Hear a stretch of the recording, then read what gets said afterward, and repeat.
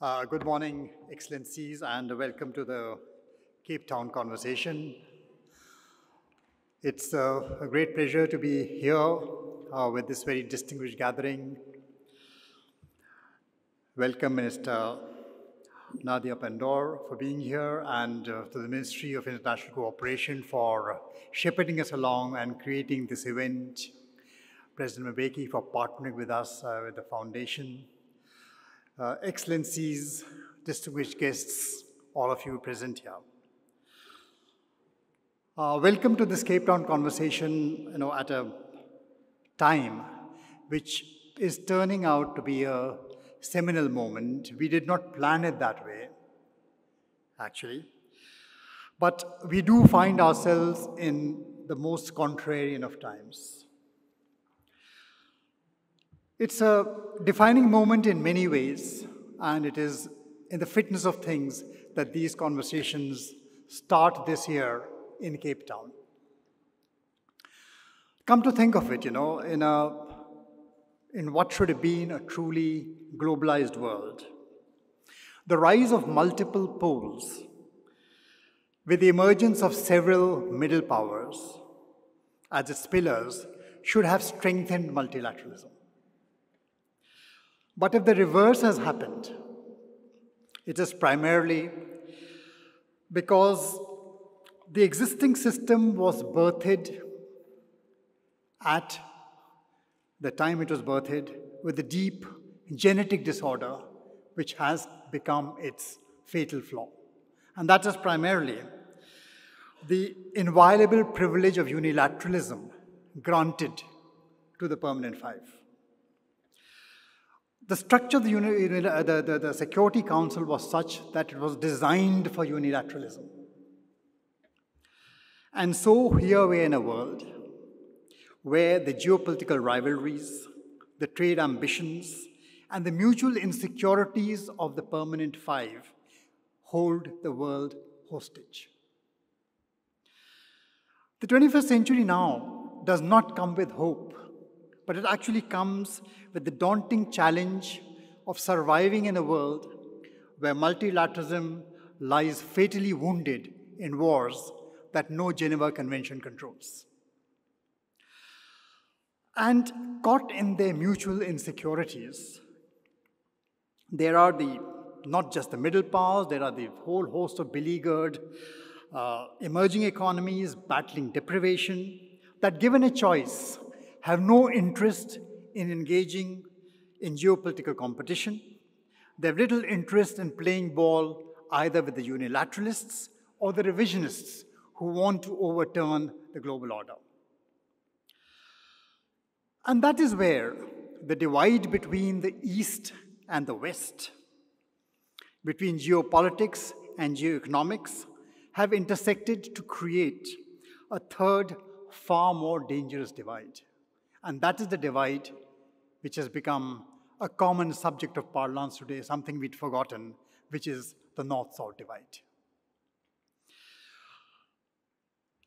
How does an insecure North, facing deep socioeconomic fissures within their own borders, respond, and how much of globalization does it further undo through non-consultative, punitive, and unilateral action is the bigger cause for the Global South, the bigger cause for worry. Remember, for a short 2 decades after 1988, we all became, Cinderellas, living in a fairy tale world, merely riding this glitzy coach, which was conjured up by a magic chant of free markets and free trade, until 2008, midnight, when disaster struck. And this whole fairy tale coach turned out to be a pumpkin coach, which seemed to have been created only to profit off the comparative advantages of geographies, which were drawn together, created by sudden advancements in information technology. And when that reality struck, soon enough, within another 5-10 years, the same institutions that have spent the last few decades convincing a very skeptical Global South about the merits of free markets and open trade through the MDBs, went now to selling de-risking, reorienting global chains, border controls, and market intervention as the new normal. But sadly, it has not ended just there. In a world now connected irretrievably by technology, connectivity itself has been turned into a weapon of siege, and a medieval siege at that. Used to strangle communication, choke off financial flows, weaponize everything, cut off the lifelines of food, energy, water, medicine through completely non-consultative unilateral action, leaving victims with no recourse. And therefore, the fissure between the North and the South, the rich and the poor, has today become a discursive divide. It's a divide of ideas, it's a divide of values, it's a divide of narratives, in which the erstwhile rule makers and the former rule takers are no longer speaking to each other in the same language. A hyper-connected world faces a complete breakdown of communication. So a multipolar world suffering a severe bipolar disorder, of which we, last month, seem to have entered the manic phase. The problem is, a multipolar landscape navigated through bipolar lenses does not forebode well for global stability. A multipolar world needs a multipolar outlook. It implies seeing the world not in terms of black and white, not in terms of us and them, not in terms of those with us and those against us, but in terms of finding that middle ground, that progressive middle path that can take all forward. So what then will be the institutions, the groupings to help navigate these stormy waters to a multilateral arrangement that better reflects this multipolar reality? Now, certainly not a G7, which more and more resembles an echo chamber within which the words consensus and agreement no longer have any meaning. The 21st century is not about new security contests in new geographies such as the Indo-Pacific. Those geographies are important, but for different reasons that have little to do with either their use for containment or conflict. Our oceans don't need to be weaponized, but redefined.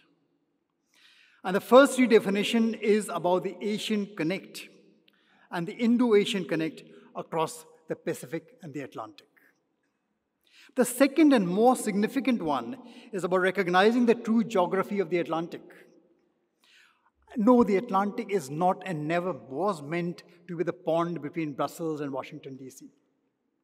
It is a living, vibrant, very diverse ocean.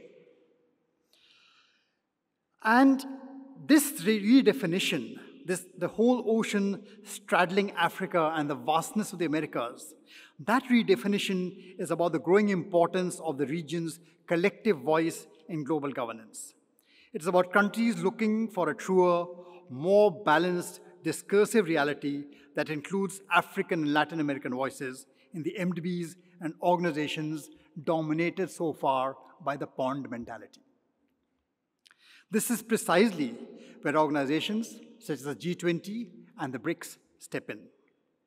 And inevitably, the need for a revamped G21 that expanded the G20 into the African Union was the call of the time. It had to happen. And we are happy that the change came during the Indian presidency. Simultaneously, BRICS, born as an acronym dreamed up by a clutch of investment bankers, would have faltered until last August. It drew in a whole slew of new members. And whatever the demerits of these groupings, and there are demerits to every grouping, there are differences, there will be differences between members, but you can be sure that with the kind of grouping that exists in these organizations, it certainly is not going to be, neither of these are going to be echo chambers. The revamped G20 and the BRICS represent a multicolored, multicultured grouping, which for all their differences and all their problems, have one singular advantage. the advantage of not seeing the world in terms of black and white. We know the world cannot be understood in terms of black and white, neither can it be understood in shades of gray. We live in a diverse, multicolored world that can only be comprehended in all its diversity. And this is a multipolar world that will function on the basis of plurilateralism. So a colorful world where diverse cultural beliefs spring subtle variations in legal and political systems, shape different economic and development paths, and jointly give meaning to far more subtle and varied perspectives on a beautiful, wide open world that knows the importance of building bridges and connecting across our differences. And therefore, here in Cape Town, it gives me the greatest pleasure and honor to present Her Excellency Minister Naledi Pandor, one of the most progressive voices from the Global South, which has challenged the tide of rising nationalisms and emphasized the need to revive international solidarity as a pillar for a new internationalism. A return to new internationalism, not the market-led globalization that turns out to have been a one-night stand in a cold, distant global village called Davos. And as the G20 changes hands, we pass on the T20 now to Brazil. And then we have South Africa. The dominance of the Global South in the G20 presidencies is the golden moment where we can make a difference to how this world is going to be governed. And for those ideas and many more, Madam, the floor is yours. Welcome.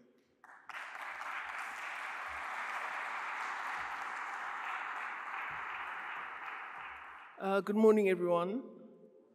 I'd like to thank Dr. Joshi for that very kind introduction.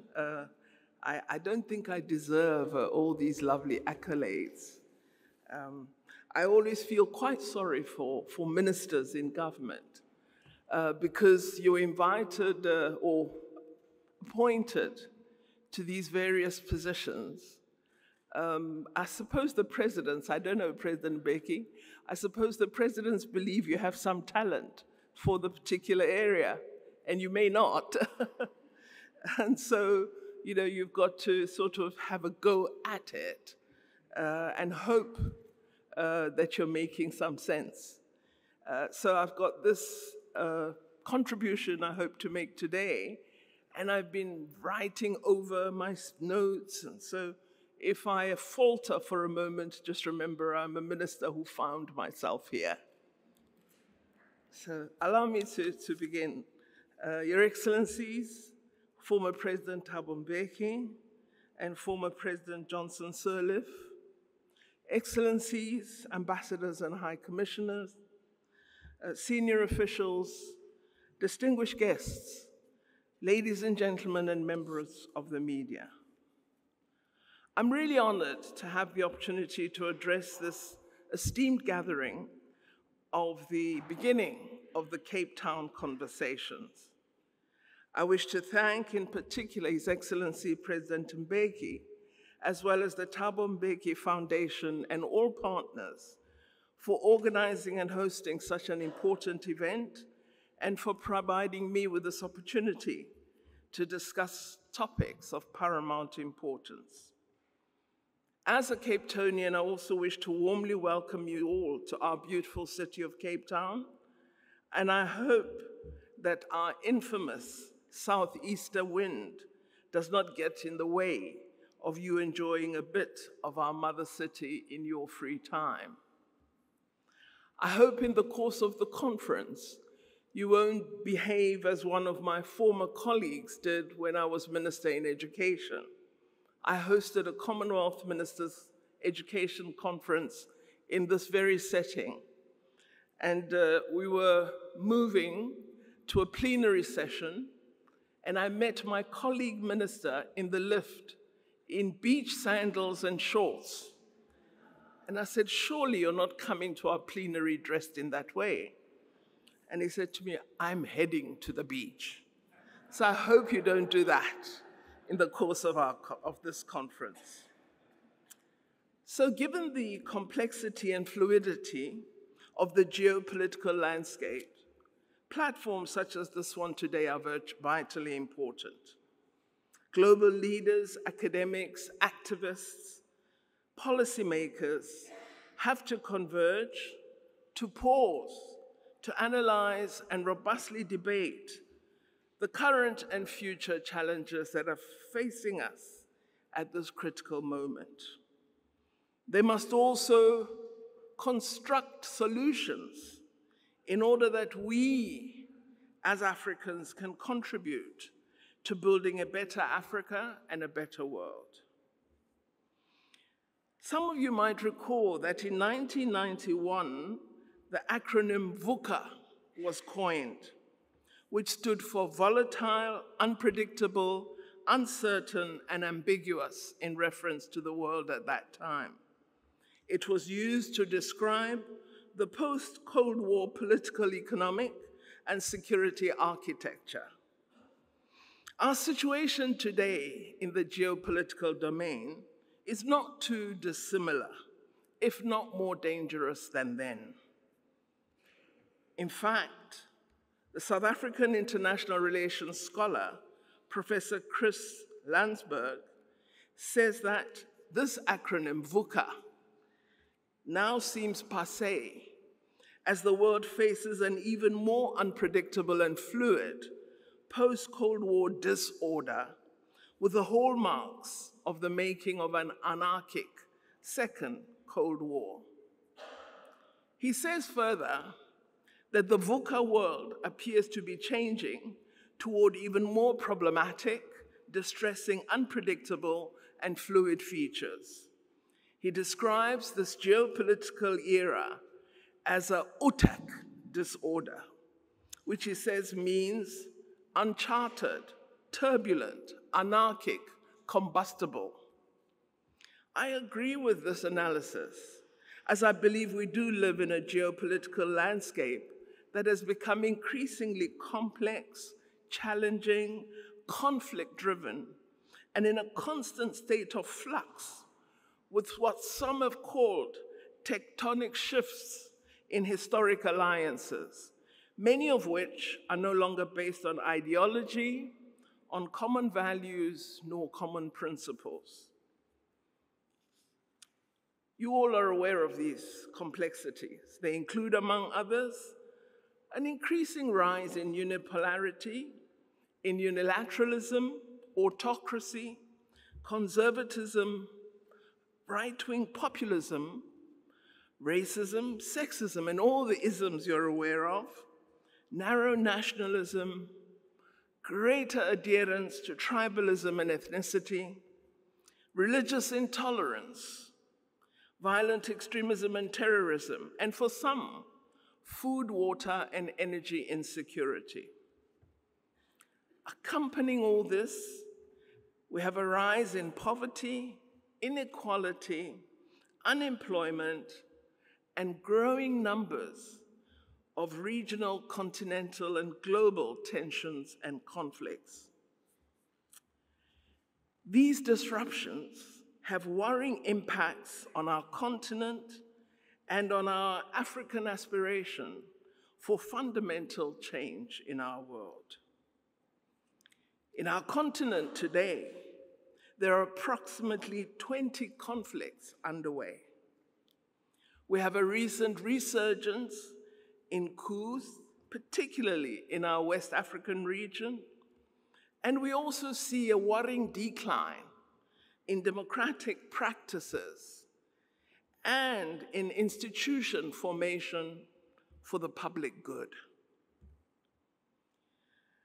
We are concerned as well that the global crises that we see, the tensions, particularly in the developed North, shift attention away from Africa and from the rest of the developing world, thus resulting in even further neglect to our interests and causes.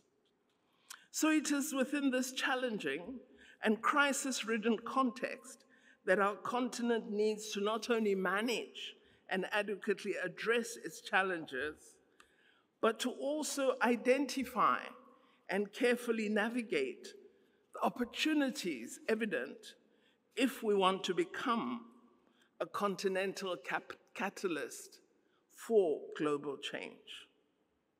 One of the things I believe we need to do is that our regional economic organizations such as SADC, East African Community, ECOWAS, and others, as well as our African Union Commission, need to grasp the moment and strengthen their capabilities to advance our African Agenda 2063. I think in the first decade of this century, Africa began to show signs of positive capacity and a thirst for real change. The creation of the African Union, the resurgence of Pan-Africanism ideals, the formulation of the NEPAD Development Agenda, as well as the development of Agenda 2063 and other frameworks of development suggested the Renaissance was really taking off. However, we didn't use the moment effectively. I believe Africa can still be a key player in global affairs, but we need to attend to those matters that will practically help us to achieve this characterization. Our continent is a wonderful continent. It has immense cultural, historical, ethnic, religious, and geographical diversity. We are home to 54 countries, each very unique in their makeup. If this diversity were managed effectively, it would be a source of strength and unity, fostering and supporting innovation and creativity. Unfortunately, we're not managing to address the opportunity offered by our diversity. As we navigate an increasingly interconnected world, our ability to draw upon a wide array of perspectives, of ideas, and practices is crucial for addressing the complex socio-political and economic challenges we face as a continent. I think we need to learn to use our diversity much more effectively for socio-economic development and innovation. We need leaders who understand the strength of diversity. Our continent has approximately 1.4 billion citizens within it, the majority of whom are youth, and more than 70% of these young people are under the age of 30. Juxtapose this with the countries of the North, many of which are facing a rapidly aging population. How should we unify to use our strengths to support each other? We have a youth bunch, energetic, restless. It's a demographic dividend. It presents both opportunities and responsibilities. It offers our continent the opportunity for positive political and economic growth, but only if we fully empower this advantage to realize their full potential. We need to ensure that we do more to include young people in decision-making in all sectors and give them the appropriate skills, training, and opportunities, as well as use their innovation capability to ensure that we work on building inclusive growth. If we do not address this dividend effectively, our positive features will become a threat to the progress of our nations. We must ensure that this youthful energy doesn't translate into reckless energy. We're also a continent endowed with vast natural resources, rich agricultural land, vast seas and rivers, and an abundance of natural minerals. We have sufficient commodities, land, and ocean to address all our food, water, and energy security challenges, not just for Africa, but for the world. We thus possess the potential to become an economic powerhouse.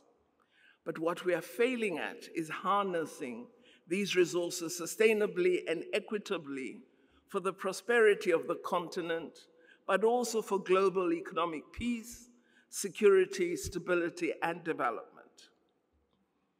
Of course, any success in Africa would always be linked with the global economy, given the attributes of the continent, and we have to ensure that we use our attributes to contribute to a more balanced and resilient world.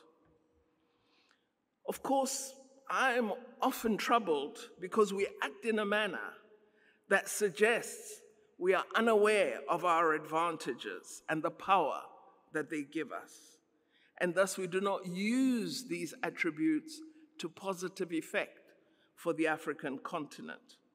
I suppose part of the problem is that leadership is vital to effective utilization of opportunity. We're also a continent that has amazing resilience. Many of our nations have overcome historical challenges, from colonization to neocolonialism, post-colonial conflicts, and other ills.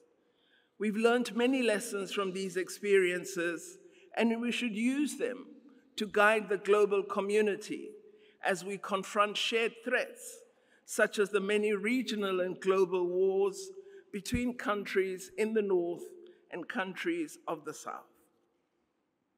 I had occasion recently to engage with my colleague from Iran, and we had an interesting conversation which unfortunately had to be in front of the media.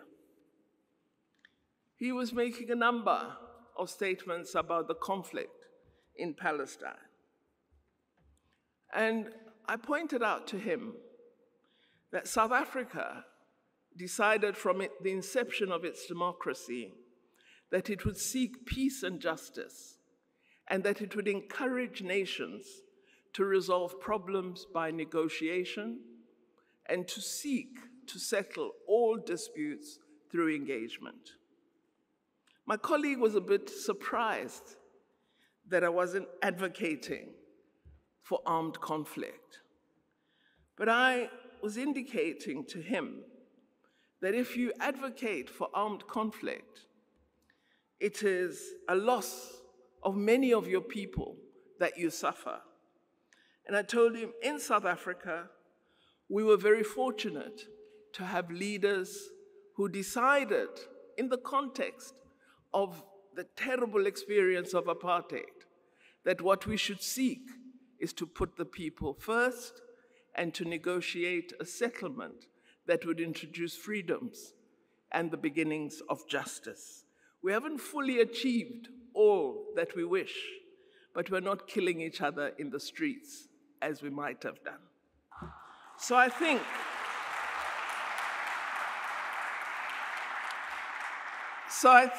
as the African continent, one of the things we need to perhaps teach the world is how we address common threats.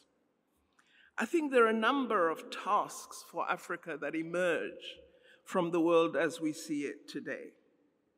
First, given comments about our demographic dividend, I believe it is critical to invest in education, in healthcare, and broad skills development for all our people, and particularly to ensure, as we educate them, that we are responsive to the new opportunities offered by this increasingly artificially intelligent world. So we must educate for the fourth and fifth industrial revolution and not educate on the traditional curricula of the past. A new world is upon us, and young people and our citizens in their entirety must be able to grapple with that new world. We must also ensure that we give greater education to future leaders so that we empower them to use the attributes of Africa to good effect in the interests of the people of Africa. Secondly, I believe that as Africans, we need to insist on meaningful partnerships with the world. In recent years, we have witnessed a growing recognition of Africa's potential, and we have seen the creation of new partnerships.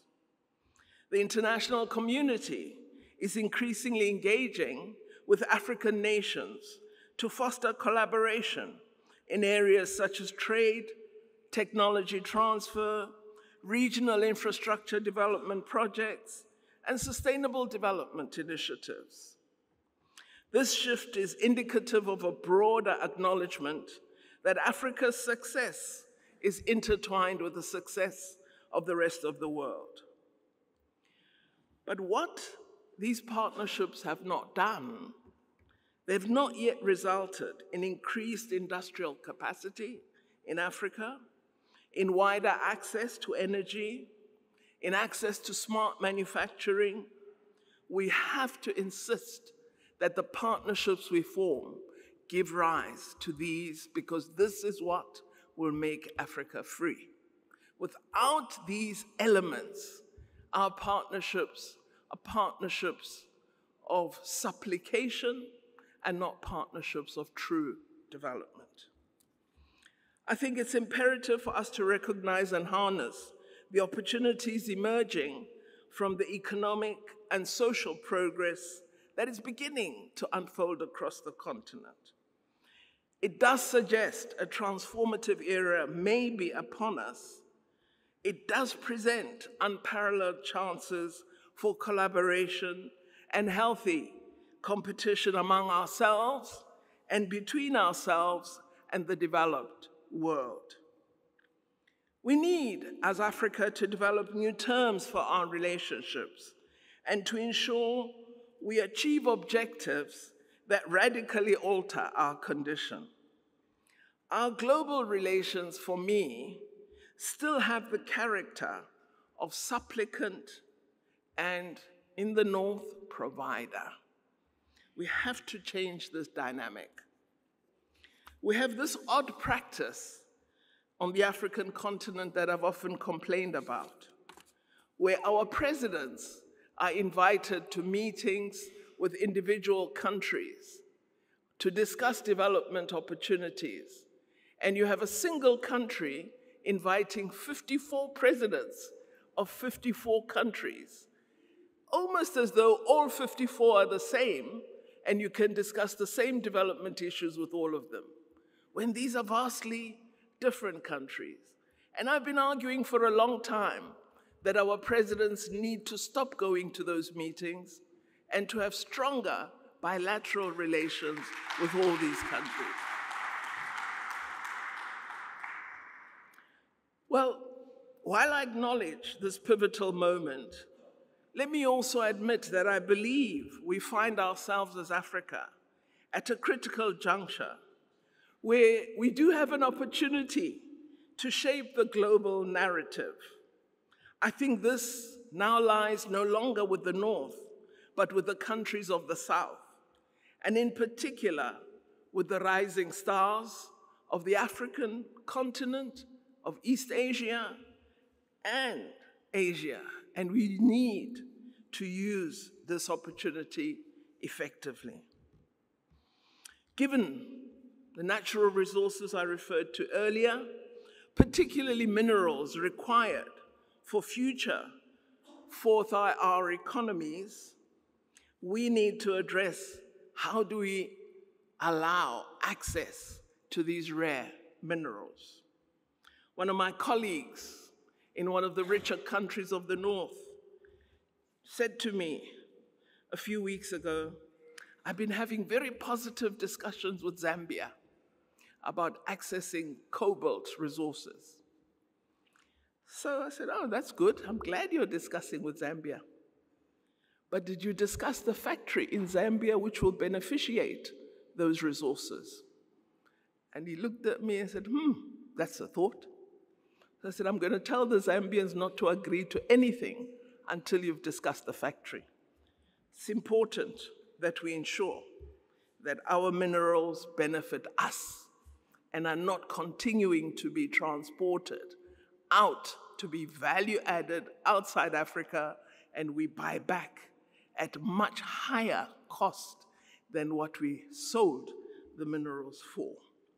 So the test for us as the African continent is, what is our ability to harness and harmonize this momentum and to channel it into meaningful avenues of cooperation and healthy contestation? This will determine our future relations with the world. So the challenge for Africa today is to successfully navigate the intricate and diverse tapestries of an ever-evolving geopolitical and geoeconomic landscape. African nations are potential poles of inclusive economic growth and can teach new lessons about economic success and how it is utilized. Can, depending on what they do, teach new lessons about how to achieve sustainable development. All of this offers a distinctive prospect of collaboration, functional coherence, and partnership. So we may be at a point where transformation is for the first time possible, where technological progress is a likelihood, but all of this needs dedicated collective attention, intellectual contribution, commitment, and full utilization of strategic foresight. We have to ensure that our relationships with the North are relations of functional cooperation. We have to transcend traditional boundaries, even as African countries, and forge innovative partnerships that are rooted in mutual respect and shared prosperity. I've believed for some time that Africa needs its own Africa 8, Africa 20, Africa BRICS, and that if we could have such formations, we can on our own unlock the vast potential that lies within our continent and create a ripple effect that would resonate globally. We've got to, of course, as we imagine these possibilities, confront our historical and current challenges as Africa and anticipate new challenges that might face us. We cannot fail to be more certain of what the difficult terrain might be if we wish to achieve the radical change I am referring to. If we are to take up leadership as a catalyst for global political and economic change, we need to address our many challenges. I believe that at present, Africa is one of the few continents with the moral authority to insist on a set of new values to drive international practice. One of the main challenges that I think still face us is that of lack of sufficient economic growth to address the needs of all our society. And the fact that our economies are still largely commodity-based is a real challenge for us.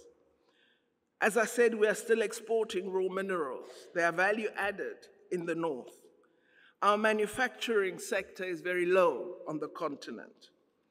Intercontinental trade is at a real low, at approximately 17% of our trade. We have seen it increase over the past 2 decades, but 17% is not good enough. There are many reasons for these low intra-African trade statistics: a lack of local manufacturing and beneficiation capacity, drawing value and relying only on commodity-based economies, we are still reliant on extractive commodities and have not really shifted from the colonial infrastructure legacy. Our infrastructure is poor, our road and air capacity is inadequate, and all roads lead to the north rather than elsewhere. We need, therefore, to ensure that we change the order of trade. We have to ensure that we address the colonial legacies that still drive much of the economic practice on our continent. But I have to acknowledge that the continent has recognized these negatives, and we have begun to address some of the changes that we need to attend to. One of the areas in which I believe we've begun to become more serious is that of addressing the economic integration of Africa. We've done this through a bottom-up approach of developing regional economic development organizations, such as our SADC, ECOWAS, the East African Community, and of course we've recently adopted and begun to implement the Africa Continental Free Trade Area Agreement. We must ensure the speedy implementation of the AFCFTA in all its aspects, from harmonizing African legislation to ensure that there's free flow of goods, of services, and people throughout the continent. We must ensure we have sufficient regional infrastructure to ensure effective rail, road, air, and sea transport for goods to move easily. And of course, we must ensure that we build partnerships that allow us to leverage the strengths of both developed and developing economies. Thus, we must share knowledge, expertise, and resources to create synergies to accelerate inclusive growth and sustainable development. So as Africa, we must extend beyond rhetoric to tangible strategies that promote inclusive growth and sustainable development. We must commit to leveraging our collective strengths. Sometimes it's quite soul-destroying to see Africans compete among themselves, when unified action would lead to real success. So we need to understand our collective strengths and use them effectively. We need to embrace diversity. We need to harness the power of technology to bridge any gaps and to address disparities. We have to invest in the sectors I referred to earlier. I think if we have a skilled workforce, a healthy population, robust systems, we will begin to build a thriving Africa. We have to achieve investment in technology modernization. We have to invest in research, science, and innovation, and ensure we unlock new opportunities and drive economic diversification. Let me conclude by saying, I don't believe we can overstate the importance of Africa as a continent for catalyzing change. Its diversity, its resources, its resilience, and its young people position Africa as a key player in shaping the future of our global community. We must embrace the opportunities Africa presents, and together, North and South, we must work together to address the challenges we face, but also challenges addressed that will contribute to a more just, sustainable, fair, and prosperous world for all. I think that we should seize this opportunity more effectively to build a future in which collaboration will know no boundaries and where the progress of one will be seen as contributing to the advancement of all. Let us seize today to catalyze change and redefine Africa's role on the global stage. If we address our challenges head-on, We can, as Africa, contribute to a world in which Africa will stand not just as a symbol of resilience, but as a fundamental catalyst for a brighter and more inclusive future for all our world, united in its diversity. Of course, this is a crazy aspiration given the moment, but as South Africans, we never fail to dream. I thank you very much for this opportunity.